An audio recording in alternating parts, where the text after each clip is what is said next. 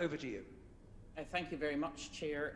Being Irish, this whole discussion reminds me of a saying: when you're asked for directions, you start with, you don't want to start from here, particularly Anna's comments.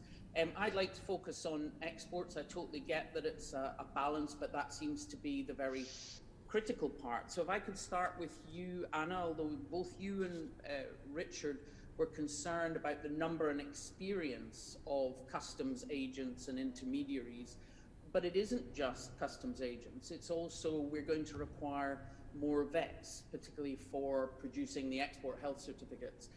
Are you concerned about the number and training of these other groups of staff, particularly as over 90% of such vets are EU citizens? So we don't know if they'll stay, we don't know if we'll be able to recruit more in the future. So is it a broader concern than just talking about customs agents? If I take you first, Anna, and then Richard and Robert can come in. Yes, definitely, that is a much broader concern.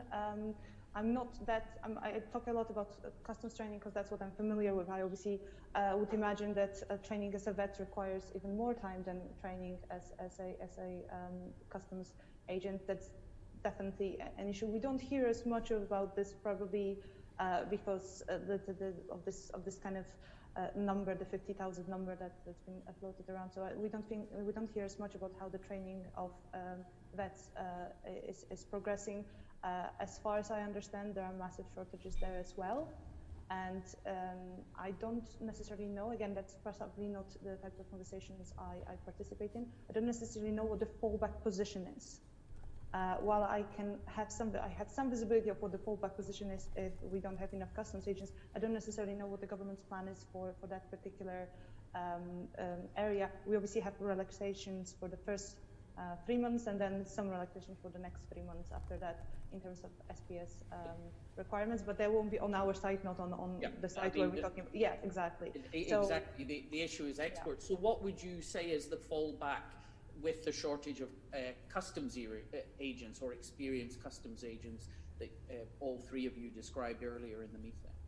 Well, I mean, fallback. I'm not saying that's a good fallback, but one fallback is that it definitely becomes a seller's market, meaning that the companies that are available will be able to set their prices. It definitely becomes the fact that the companies that are available will have less time to process every single declaration. They work per declaration, meaning that the likelihood of errors, and most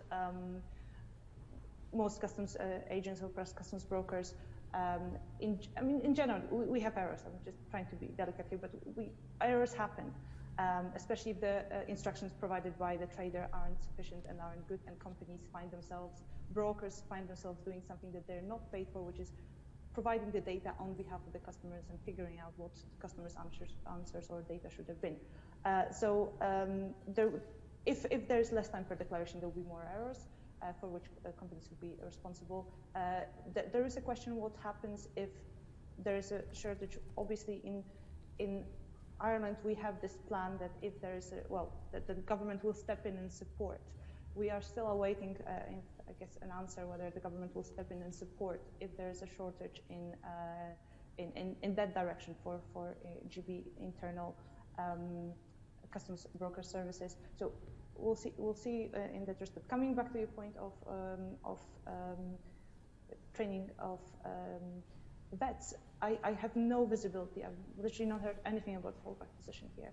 I'm not entirely even sure, perhaps Richard will have more information. I'm not even entirely sure whether we know which bodies will be authorized to provide certificates. I'm not sure how far we are in planning of this. I think we're still waiting for some information. I've seen there was quite a lot of guidance coming out 2 weeks ago, but this guidance is still quite high level. So this is another area where we need additional information. Okay. Thank you. And Richard? I think your question just highlights, I guess, the devil's in the detail and the consequences of effectively not having these things in place. You know, we've talked a lot about customs agents and brokers, but you know, the knock-on effect here is into other areas.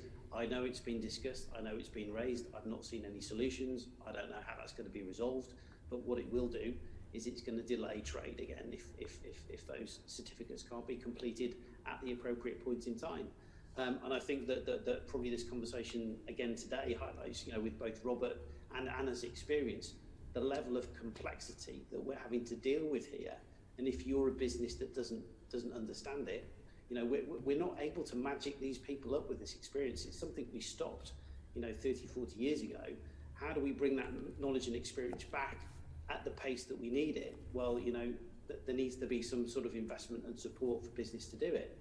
And my earlier point about the impact that COVID's had on our trade as a whole means that businesses are really struggling also to invest in these people when there is no revenue stream that's going to kick in until next year. You can't expect 50,000 people to be employed and just sit there waiting to be trained, when it's going to take a year to get them into the basics, but even the back end of this year for 3 months, that's an enormous cost. And we're expecting business, to take that with such uncertainty. The cap on state aid is still creating a big problem here in terms of, businesses being able to draw down the amount of money and the numbers of people that would need to be recruited, even as a starting point. But, it doesn't matter which way you look at it at this stage. There is no easy solution here. No easy solution. Yeah, I think it's just the worry of a focus on one group of staff or one bit of a process, which, listening to all three of you, it's very clear the complexity and the circular nature of it. And the worry is just little bits get picked out without looking at the rest. Robert, to you. Yeah, Philippa, thank you. We actually concentrate in the food business. We run. We're part of a company that actually delivers into UK retail. So food is a big thing for us. And look, a year ago, everyone was worried about vets. It was a major concern, and everything was looking like it was going to take about a week to get anything out. That's calmed down quite a lot. There is now the kind of process where you have veterinary assistants that can do everything up to the wet stamp, but you still have the wet stamp, and genuinely an export health certificate requires a wet stamp. And this, I mean, I don't quite see the solution to this one, but we're literally into the sort of flying vet routine here, where an assistant or an executive will get it up to a certain level, and the vet will roll in by helicopter. I don't quite know how, but I wonder how, and stamp these documents that have been prepared so that the EU is happy with that, which is horrible, really, because yesterday the food was absolutely fine. That food was fine yesterday. Suddenly it's not fine anymore. I think there's a European tracking system called Traces NT. NT standing for New Technology. That's a notch. Last 6 months, and it's now a much easier system to use. Really, actually, very good system to use, and it's got full traceability on products of animal origin and controlled goods. I'd rather see more use of that. I think that we should, if we could do anything, get into a situation where we only have exception reporting on veterinary issues rather than majority, an absolute everything reporting. That's the wrong terminology, but you know what I mean. I mean, this is a real concern for me locally. I have a fishing constituency. The main catch is langoustine, 85% of which goes to Europe. And they gain nothing from leaving the common fisheries policy because it's a zero quota, a non-quota catch. But suddenly now they need 4 certificates. And as I can't remember which one of you talked about earlier, that it's per consignment.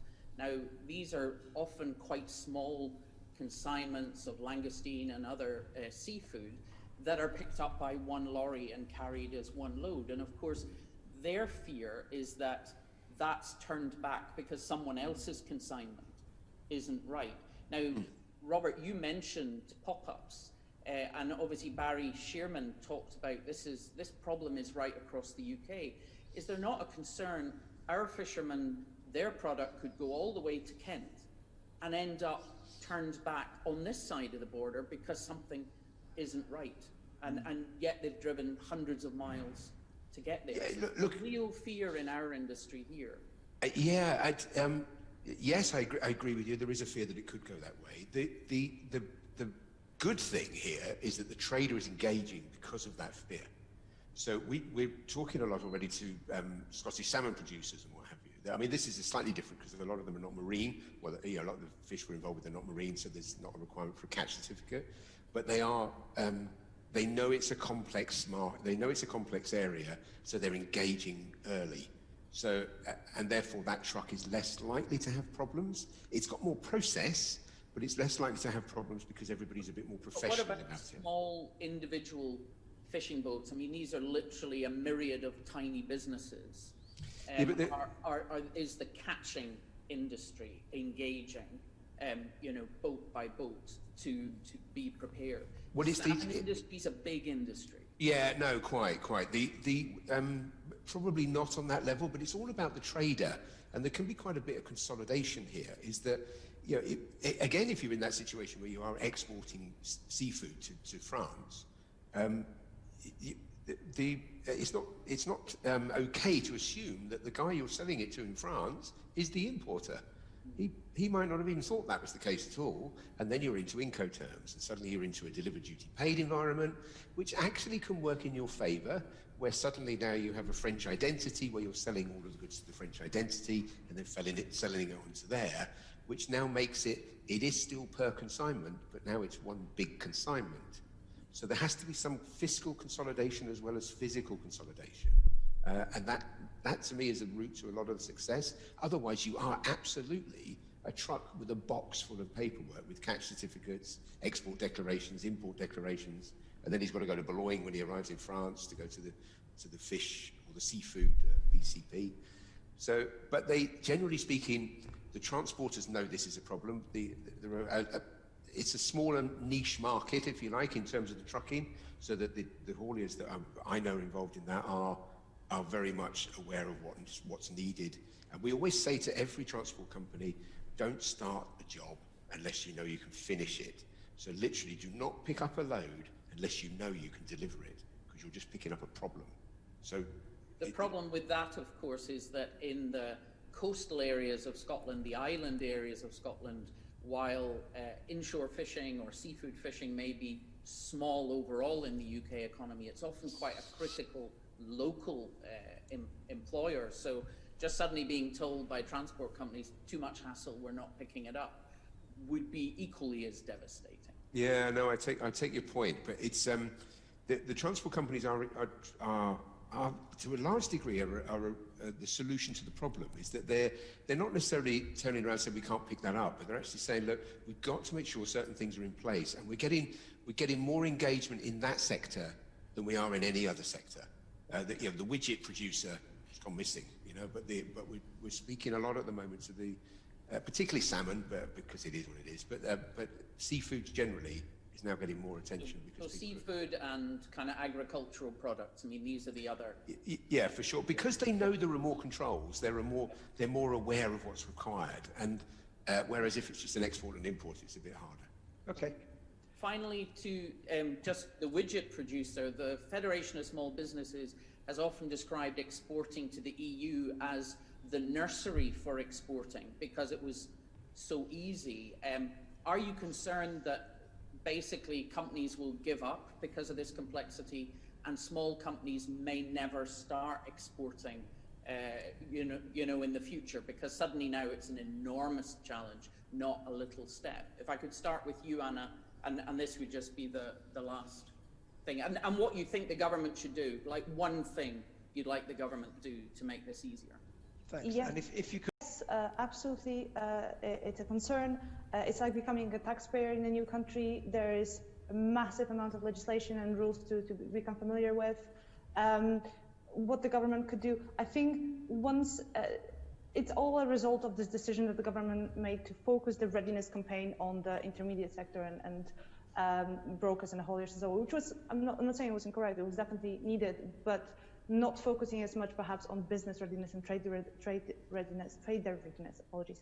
I think once the change takes place and it will become visible, unfortunately the way it will become visible is probably by some headlines and by some examples of cases where it's gone horribly wrong, but once it becomes obvious to companies why it's important, I think there will be more engagement, and hopefully from the government perspective, the notices will start getting clearer, better, more transparent, and there's help available out there, but it's just getting the information out. So yours is about communication. Yes. Okay. Okay. Right. Richard? I think what I would say is that I believe it is going to be more challenging for those smaller businesses, and it's going to be an uphill struggle. I think what's also happening, if you look at the document that was released on well, I think it was in July from the EU this year, that was encouraging European businesses to go and buy their widgets from local businesses, so that they weren't having to kind of deal with all of the infrastructure that we're kind of talking about now and the challenges and the processes.